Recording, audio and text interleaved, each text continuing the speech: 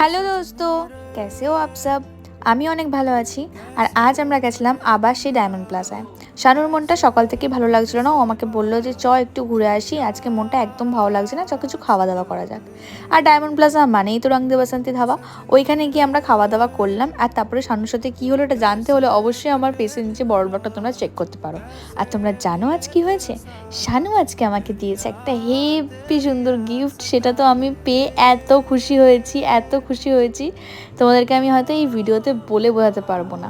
কারণ ছোট ছোট জিনিস যখন ভালোবাসার মানুষের কাছ থেকে পাই না, তখন এত আনন্দ লাগে। আর ডায়মন্ড প্লাজাতে গেলেই কি জানো তো, আমরা স্টাইল বাজারে যাই আর গিয়ে দেখি যে কি কি অফার রয়েছে। বেশ কদিন ধরে এখানে অফার দিচ্ছে, আর এর আগের দিনও আমরা এসেছিলাম যে অনেক অফারই দেখছিল। কিন্তু আজ আমরা এখান থেকে একটা আয়রন নিয়েছি। আর তোমরা যারা যারা আমাকে আনসাবস্ক্রাইব করে দিচ্ছিলে তারা প্লিজ সাবস্ক্রাইব করে দাও। এবার থেকে আমি ডেলি ব্লগ দেওয়ার চেষ্টা করব। চলো আজকের মতো টাটা, দেখা হচ্ছে নেক্সট ভিডিওতে।